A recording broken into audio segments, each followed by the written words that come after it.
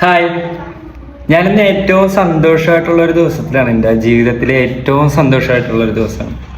എന്താണെന്ന് വെച്ചാൽ വേറെ ഒന്നുമല്ല, ഒരുപാട് കഷ്ടപ്പാടുകളൊക്കെ കഴിഞ്ഞിട്ട് എൻ്റെ വീടിൻ്റെ വെഞ്ചരിപ്പായിരുന്നു. ഇന്ന് ഞങ്ങൾ ഈ വീട്ടിൽ താമസമായി.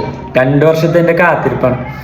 ഒരുപാട് ഒരുപാട് സ്ട്രഗിൾ ചെയ്തിട്ടുണ്ട്. എന്ന് വെച്ചാൽ ലോണ് കിട്ടാണ്ടും ഞാൻ ദൈവത്തിനോട് പ്രാർത്ഥിച്ചു, ദൈവം എനിക്ക് മാത്രം എന്താ ലോൺ കിട്ടാത്ത, അപ്പോഴും കിട്ടിയില്ലടാ. പിന്നെ ഞാൻ മടുത്ത് ഫുള്ളായിട്ട് വേണ്ട, വീട് വെക്കണ്ടെന്ന് നിശ്ചയിച്ച സമയത്ത് കറക്റ്റായിട്ട് എല്ലാം പതിയെ, ശരിക്കും പറഞ്ഞാൽ എൻ്റെ പ്ലാനല്ല, ഗോഡ്സ് പ്ലാൻ എന്ന് കേട്ടിട്ടില്ലേ, അത് തന്നെയാണ് ശരിക്കും സംഭവം. നമ്മ പ്ലാൻ ചെയ്യുന്നതല്ല, ദൈവത്തിന് വേറൊരു പദ്ധതി ഉണ്ട്, അതനുസരിച്ച് നടക്കുള്ളൂ.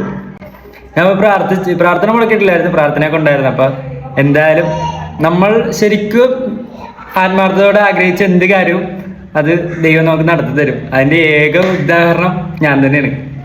എനിക്ക് അത്രയ്ക്ക് സന്തോഷമുള്ളൊരു ദിവസമാണ്. എന്ന് വെച്ചാൽ ഒരു വീട് വെച്ചെടുക്കണം എന്നുള്ളൊരു വാശി ഉണ്ടായിരുന്നു, അതുപോലെ പ്രാർത്ഥനയും. പിന്നെ ഏറ്റവും കൂടുതൽ ആഗ്രഹിച്ച അതിന് വേണ്ടിയിട്ടാണ്, ഒരു വീട് സ്വന്തമായിട്ട് വേണം.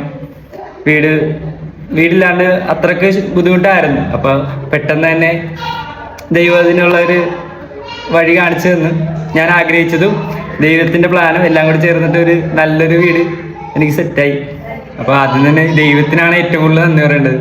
പിന്നെ എൻ്റെ കൂടെ സപ്പോർട്ട് ചെയ്തിരുന്ന, കട്ട സപ്പോർട്ട് ചെയ്തിരുന്ന എൻ്റെ കൂട്ടുകാരുണ്ട്, അവർക്ക് എടുത്തു പറയണം. കുറേ കൂടെ നിന്ന് കഷ്ടപ്പെട്ട പിള്ളേരാണ്, ഒരിക്കലും മറക്കൂല. അപ്പം എന്തായാലും നമ്മുടെ പ്ലാനല്ല, ദൈവത്തിൻ്റെ പ്ലാനാണ്.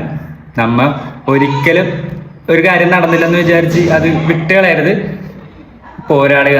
അപ്പം എന്തായാലും ബൈ ബൈ.